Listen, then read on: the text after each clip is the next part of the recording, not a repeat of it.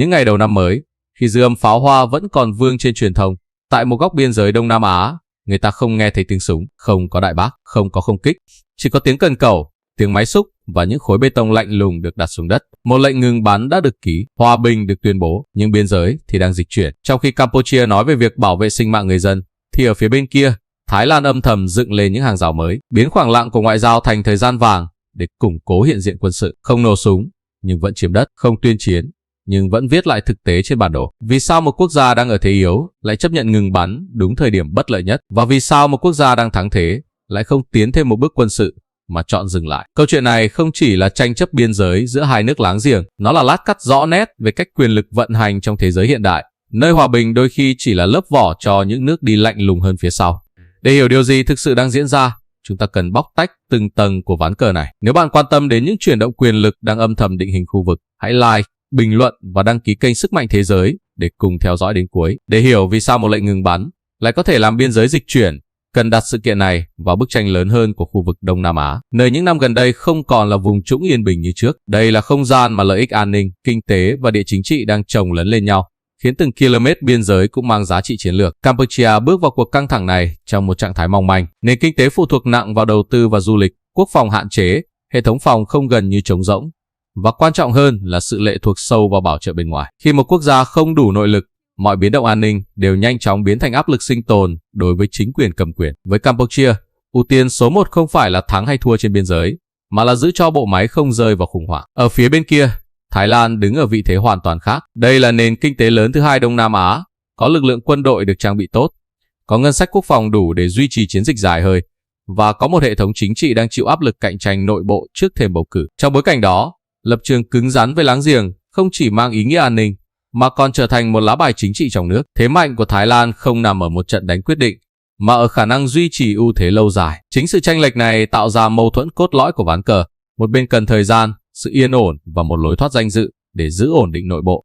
Bên còn lại cần biến ưu thế quân sự thành lợi ích cụ thể trên thực địa, trước khi bất kỳ áp lực quốc tế nào đủ mạnh để can thiệp. Khi hai nhu cầu đó gặp nhau, ngừng bắn trở thành lựa chọn hợp lý, nhưng không phải theo cùng một cách hiểu. Với Campuchia, ngừng bắn là cách duy nhất để chặn đà suy sụp, tránh leo thang quân sự vùng khả năng kiểm soát. Với Thái Lan, ngừng bắn lại là cơ hội. Khi tiếng súng im lặng, truyền thông quốc tế dịu xuống, áp lực ngoại giao giảm dần, khoảng trống quyền lực xuất hiện ngay tại vùng tranh chấp. Và trong khoảng trống đó, những khối bê tông được đặt xuống nhanh hơn bất kỳ tuyên bố pháp lý nào. Ở đây cần hiểu rõ một nguyên tắc bất thành văn của chính trị và quân sự hiện đại. Biên giới không chỉ tồn tại trên bản đồ hay trong các văn kiện quốc tế, mà tồn tại ở nơi lực lượng cuối cùng có khả năng kiểm soát và duy trì hiện diện. Khi một bên rút lui để tránh xung đột, còn bên kia ở lại và củng cố vị trí, thì cán cân thực tế đã thay đổi, dù chưa có dòng chữ nào được sửa trên giấy. Trong bối cảnh khu vực, Thái Lan hiểu rất rõ rằng các cơ chế pháp lý quốc tế vận hành chậm, và việc thực thi các phán quyết còn chậm hơn. Một vụ kiện có thể kéo dài nhiều năm, trong khi hiện trạng trên thực địa, nếu được củng cố đủ lâu sẽ dần được mặc nhiên chấp nhận. Thời gian, trong trường hợp này, không đứng về phía kẻ yếu hơn, mà đứng về phía kẻ có khả năng duy trì hiện diện. Với Campuchia, việc kêu gọi luật pháp quốc tế là lựa chọn gần như duy nhất, nhưng đó cũng là lựa chọn phản ánh thế yếu. Khi một quốc gia phải dựa hoàn toàn vào tiếng nói bên ngoài để bảo vệ lợi ích cốt lõi, điều đó cho thấy họ đã mất đi phần lớn quyền chủ động. Và khi quyền chủ động không còn, mọi quyết định đều mang tính bị động, kể cả quyết định ngừng bắn. Những gì đang diễn ra, vì thế không chỉ là câu chuyện của vài hàng rào hay vài chục container, đó là biểu hiện của một ván cờ sâu hơn, nơi mỗi bên đều hành động theo lợi ích lạnh lùng. Bề mặt là hòa bình và nhân đạo, nhưng phía sau là cuộc chạy đua để biến khoảng lặng của ngoại giao thành hiện trạng khó đảo ngược. Và đó mới chỉ là lớp đầu tiên của câu chuyện. Phần quan trọng hơn nằm ở những động cơ thật sự phía sau bàn đàm phán, nơi lợi ích không được nói ra công khai, nhưng lại quyết định hướng đi của cả ván cờ. Khi nhìn vào những gì diễn ra sau lệnh ngừng bắn, điều quan trọng nhất cần làm rõ là bản chất thực sự của nước đi này. Ngừng bắn không đồng nghĩa với rút lui. Trong ván cờ hiện đại, đó chỉ là việc thay đổi phương thức hành động.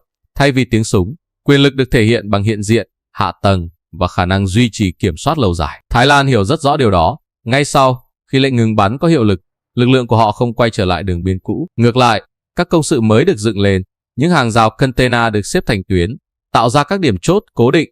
Đây không phải giải pháp tạm thời. Container nhồi đá, thép dày, có thể triển khai nhanh và khó phá hủy, là lựa chọn tối ưu để chuyển một vùng tranh chấp mềm thành biên giới cứng trong thời gian ngắn. Bề ngoài, Thái Lan có thể nói rằng đây chỉ là biện pháp an ninh nhằm ngăn xung đột tái diễn, nhưng lợi ích thực chất nằm ở chỗ khác.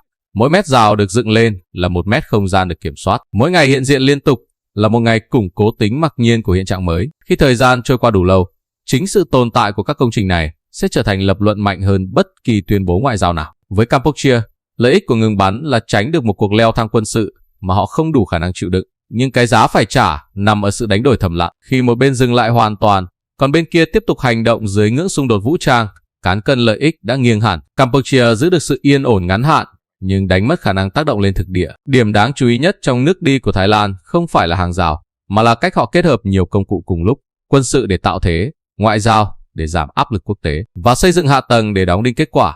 Đây là mô hình hành động vượt khỏi khuôn khổ đối đầu song phương thông thường. Nó cho thấy sự chuẩn bị dài hơi và tính toán chi phí lợi ích rất rõ ràng. Ở tầng sâu hơn, lợi ích mà Thái Lan nhắm tới không dừng ở biên giới đất liền. Việc tạo ưu thế trên thực địa mở rộng đòn bẩy trên bàn đàm phán, đặc biệt là với các vấn đề tài nguyên và không gian chiến lược. Khi một bên nắm thế chủ động quân sự, mọi cuộc thương lượng tiếp theo đều diễn ra trên nền tảng bất cân xứng. Những điều khoản tưởng chừng không liên quan trực tiếp đến biên giới đất liền có thể được đưa lên bàn như cái giá để đổi lấy sự kiềm chế. Đây chính là điểm khiến nhiều nhà quan sát chú ý.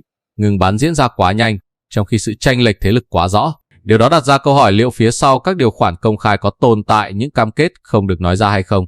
Trong lịch sử xung đột quốc tế, những thỏa thuận như vậy không hiếm. Kẻ thắng trận thường tìm cách chuyển ưu thế quân sự thành lợi ích kinh tế hoặc chiến lược dài hạn, thay vì kéo dài một cuộc đối đầu tốn kém. Nếu nhìn rộng ra khu vực, nước đi của Thái Lan còn gửi đi một thông điệp khác, đó là khả năng áp đặt hiện trạng mới mà không vượt qua lằn ranh, khiến cộng đồng quốc tế buộc phải can thiệp mạnh. Không có giao tranh lớn, không có thương vong quy mô, mọi phản ứng bên ngoài đều bị làm mềm bởi bề mặt hòa bình. Trong khi đó, kết quả trên thực địa vẫn tiếp tục được củng cố từng ngày. Đối với Campuchia, đây là tình thế tiến thoái lưỡng nan. Phản ứng mạnh có nguy cơ kéo theo leo thang quân sự, phản ứng yếu đồng nghĩa với việc chấp nhận thực tế mới. Trong cả hai trường hợp, lựa chọn đều mang tính thiệt hại.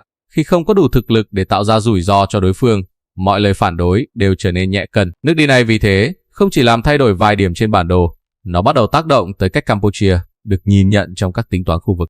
Một quốc gia không bảo vệ được hiện trạng của mình sẽ gặp khó khăn hơn rất nhiều khi đàm phán về các vấn đề lớn hơn, từ tài nguyên đến liên kết kinh tế và an ninh. Nhưng hệ quả sâu xa nhất của nước đi này chỉ thực sự lộ rõ khi nhìn về phía trước. Khi hiện trạng mới được duy trì đủ lâu, nó sẽ trở thành điểm xuất phát cho một trật tự khác, nơi vai trò và vị thế của các bên không còn như trước. Nếu bạn còn xem đến đây, điều đó có nghĩa là bạn đang cố gắng hiểu câu chuyện này không chỉ như một bản tin thời sự, mà như một lát cắt của trật tự quyền lực đang thay đổi. Và chính ở tầng này, hệ quả dài hạn của nước đi vừa rồi mới lộ diện rõ ràng nhất. Trước hết, nếu hiện trạng hiện nay được duy trì, Campuchia sẽ không chỉ đối diện nguy cơ mất thêm đất, mà còn mất quyền chủ động chiến lược trong các vấn đề lớn hơn. Một khi biên giới thực tế đã bị cố định bằng công sự, hàng rào và sự hiện diện quân sự lâu dài, mọi cuộc đàm phán sau đó đều diễn ra từ thế yếu. Khi bước vào bàn thương lượng với vị thế thấp hơn, những gì Campuchia có thể giữ lại sẽ ngày càng ít đi, còn những gì phải đánh đổi sẽ ngày càng lớn. So với trước xung đột, vị thế của Campuchia đã thay đổi đáng kể. Trước đây, dù còn nhiều hạn chế,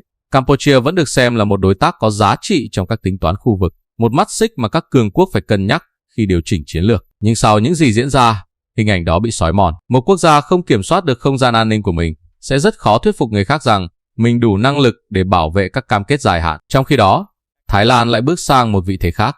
Không cần chiến thắng quân sự vang dội, không cần tiến sâu thêm bằng vũ lực, họ vẫn đạt được mục tiêu quan trọng nhất, đó là thiết lập một hiện trạng mới có lợi cho mình. Khi hiện trạng ấy tồn tại đủ lâu, nó sẽ dần được chấp nhận như một thực tế khó đảo ngược, và trong trật tự quyền lực, những gì được chấp nhận lâu dài thường trở thành nền tảng cho luật chơi mới.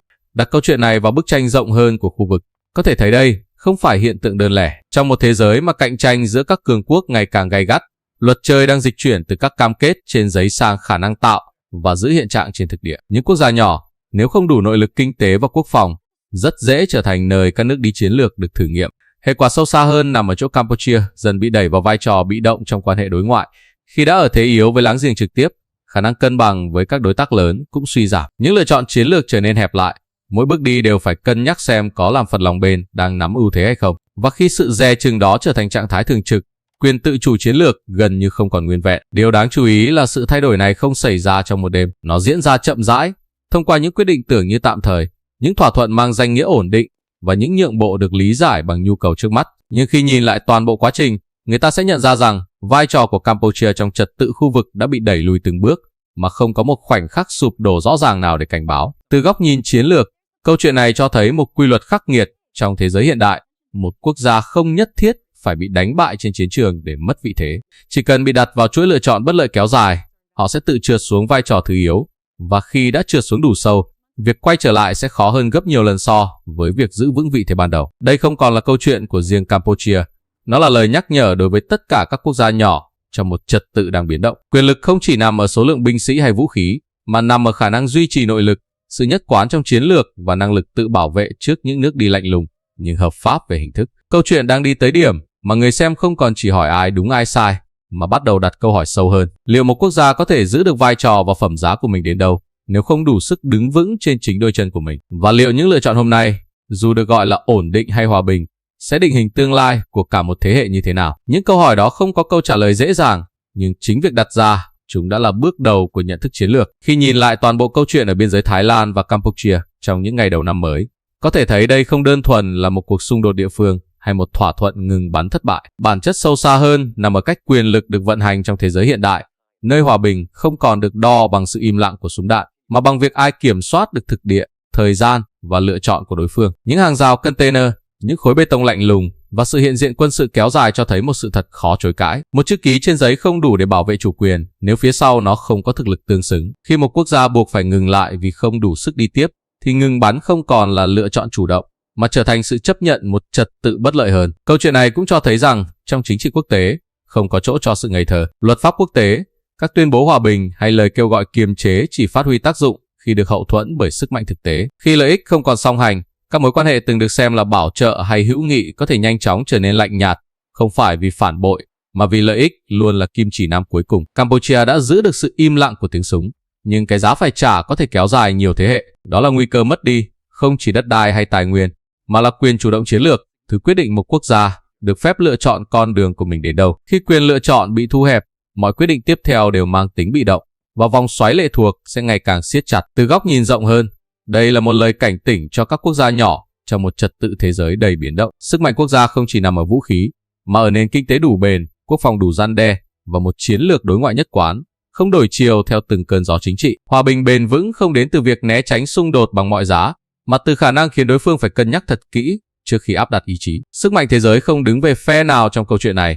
Chúng tôi chỉ chọn cách nhìn thẳng vào bản chất của quyền lực, để từ đó rút ra những bài học cần thiết cho hiện tại và tương lai. Thế giới đang thay đổi theo những cách âm thầm nhưng quyết liệt, và chỉ những ai hiểu rõ quy luật vận hành của nó mới có thể giữ được vị thế của mình. Nếu bạn có góc nhìn riêng về câu chuyện này, hãy chia sẻ trong phần bình luận. Và nếu bạn muốn tiếp tục theo dõi những phân tích sâu hơn về các chuyển động quyền lực đang định hình thế giới hôm nay, hãy đồng hành cùng Sức mạnh thế giới trong những video tiếp theo.